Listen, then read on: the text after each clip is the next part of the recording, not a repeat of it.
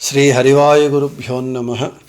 ओं वंदे विष्णुं नमामि श्रियमथ च भुवं ब्रह्मवायु च वंदे गायत्रीं भारतीं तामपि गरुडमनन्तं भजे रुद्रदेवं देवीं वंदे सुपर्णीमहिपतिदयितां वारुणीमप्युमां ताम् इंद्रादीन् काममुख्यानपि सकलसुरान् तद्गुरून्मद्गुरूंश्च अभ्रमं भंगरहितं अजडं विमलं सदा आनन्दतीर्थमतुलं भजे तापत्रयापहं जलज्येष्ठनिभाकारं जगदीशपदाश्रयं जगतीतलविख्यातं जगन्नाथगुरुं भजे। पृथ्वीमण्डलमध्यस्थाः पूर्णबोधमतानुगाः वैष्णवाः विष्णुहृदयाः तान् नमस्ये गुरून् मम।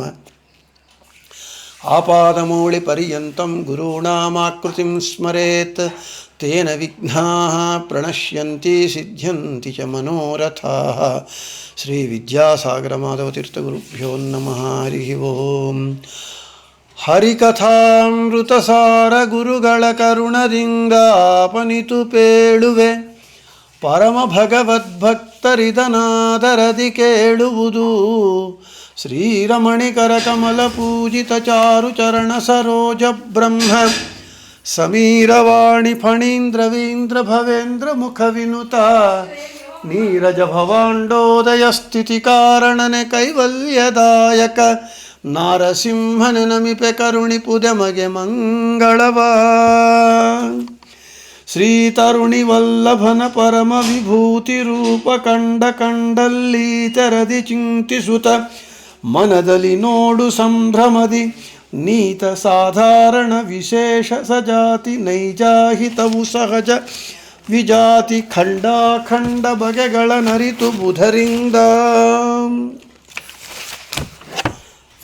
प्रतिमे सालिग्राम गो अभ्यागत अतिथि श्री तुलसी पिप्पल यति वनस्थ गृहस्थ वटु यजमान स्व परजन पृथिवी जल शिखि पवन तारापथ नवग्रह योग करण भ तिथि सितासित पक्ष संक्रम अवनधिष्ठान।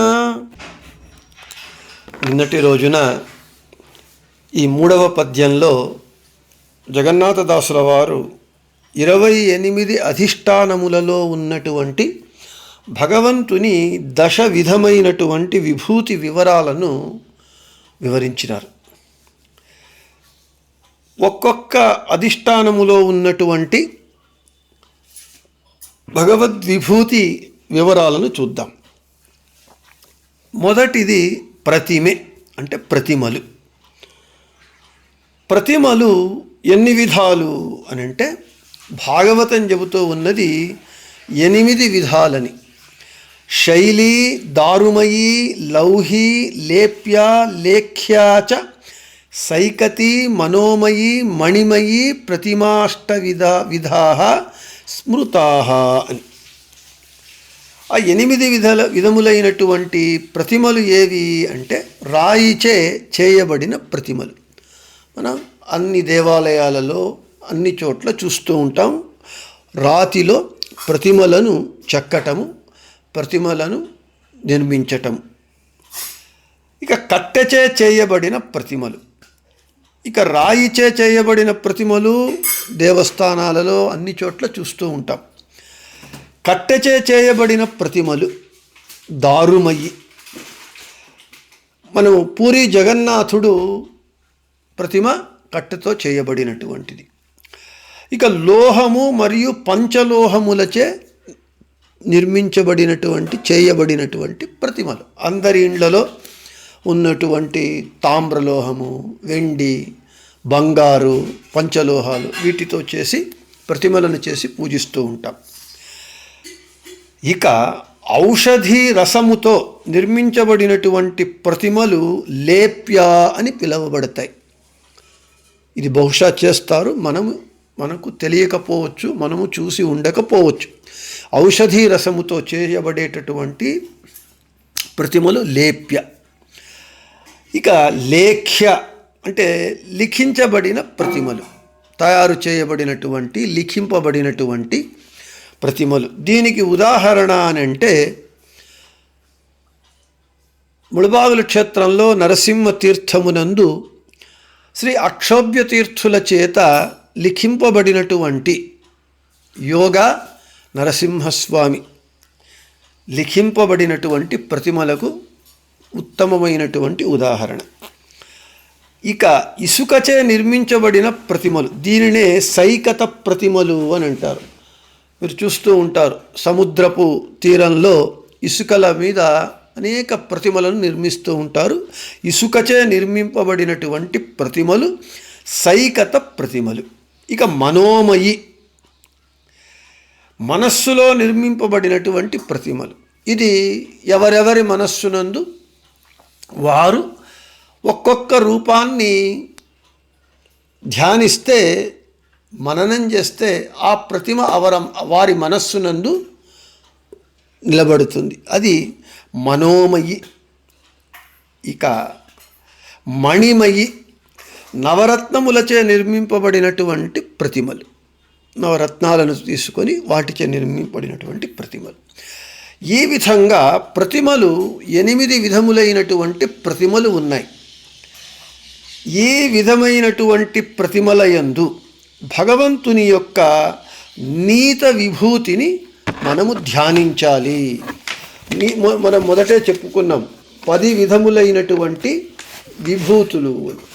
అందులో నీత విభూతి ఒకటి. ఆ నీత విభూతిని ప్రతిమల యందు ఉండేటటువంటి భగవంతుని చూడాలి. అంటే నీత విభూతి అంటే తనచే అభేదమైనటువంటి మూల రూపముచే వచ్చు రూపములకు నీత విభూతి అని పేరు. తరువాత ఈ భగవంతుని అవతారమైనటువంటి భగవంతుని అభేదమైనటువంటి మత్స్యాది భగవంతుని రూపములందు నీత విభూతి. ఇటువంటి నీత విభూతిని ఈ ప్రతిమల యందు మనము దర్శించాలి, ధ్యానించాలి. ఇక సాలగ్రామములు.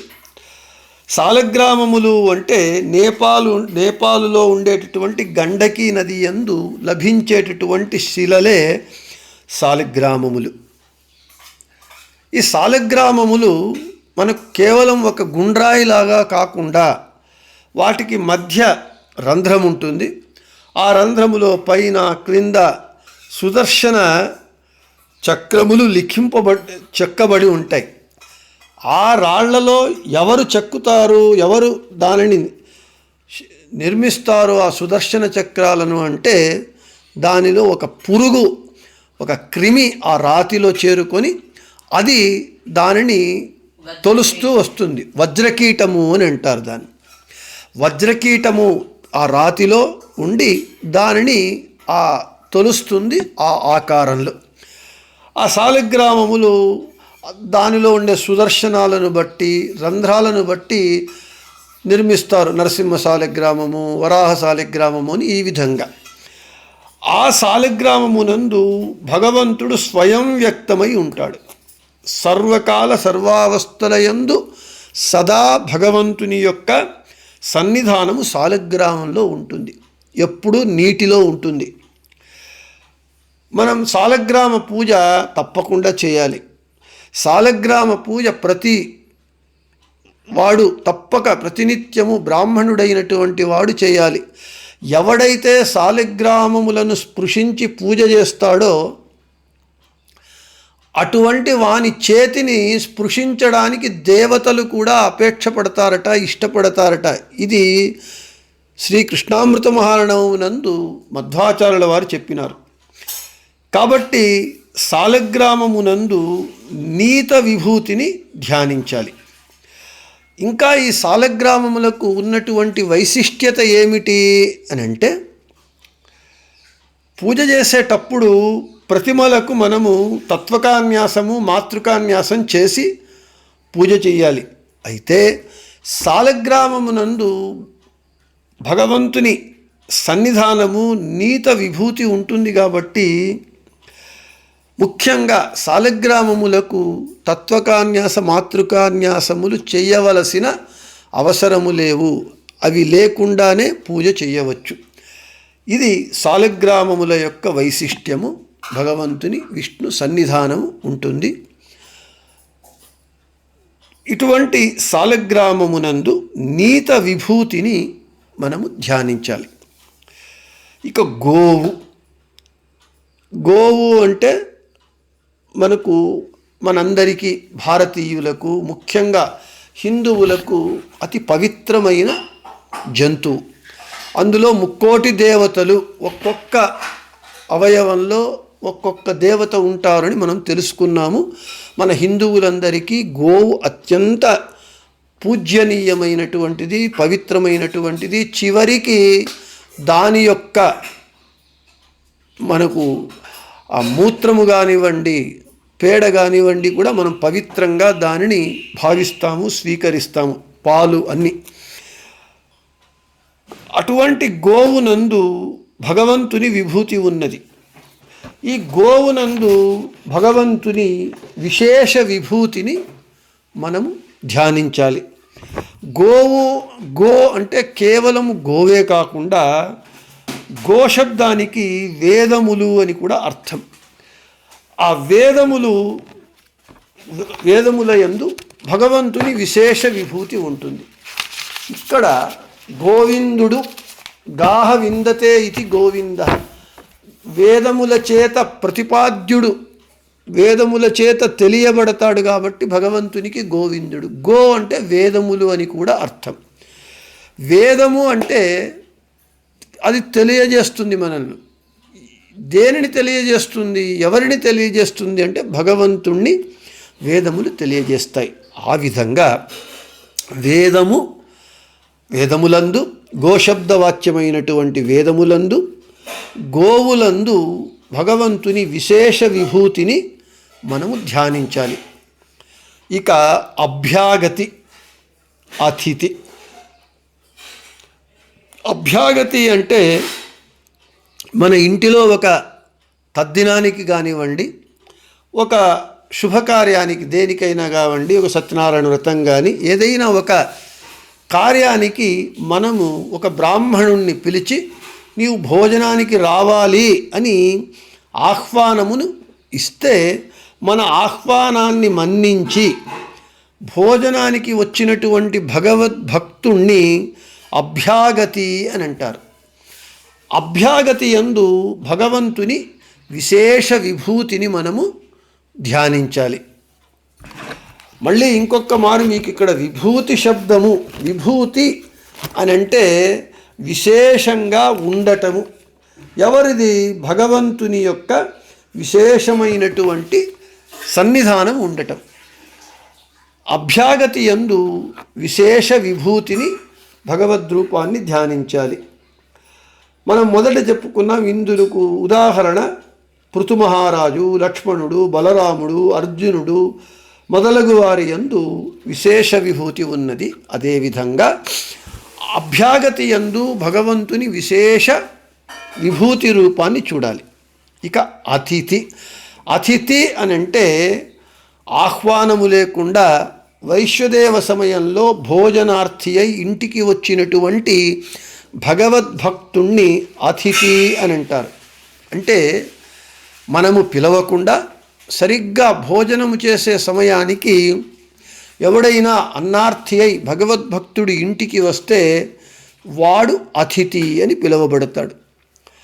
ఆ అతిథి యందు భగవంతుని విశేష విభూతిని మనము ధ్యానించాలి. అందుకే మనకు వేదములు ఏమి చెబుతూ ఉన్నాయి? అతిథి దేవో భవ అంటే తనకు తానుగా అన్నార్థి అయి భోజన సమయంలో వచ్చినటువంటి వాడు కాబట్టి వాడి యందు భగవంతుని విశేషమైనటువంటి విభూతి ఉంటుంది. అటువంటి అతిథి యందు వేదము చెప్పినట్లుగా విశేష విభూతిని ధ్యానించి మనము అతనిని సత్కరించాలి. ఈ విధంగా మనము ఆ 28 అధిష్టానములలో ఇప్పటి వరకు మనము ప్రతిమలు, సాలిగ్రామములు, గోవు, అభ్యాగతి, అతిథి 5 అధిష్టానముల గురించి, ఆయా అధిష్టానములందున్నటువంటి భగవద్విభూతి రూపముల గురించి చెప్పుకున్నాం. ఇక శ్రీ తులసి, పిప్పల వృక్షము, యతి, వనస్థ, గృహస్థ, వనస్థ మొదలైనటువంటి ఉన్నటువంటి ఆ 28లో మిగిలినటువంటి ఆ అధిష్టానముల గురించి రేపటి మన పాఠమునందు చెప్పుకుందామని చెబుతూ శ్రీకృష్ణార్పణమస్తు, మధ్యేశార్పణమస్తు, అందరికీ శుభమస్తు.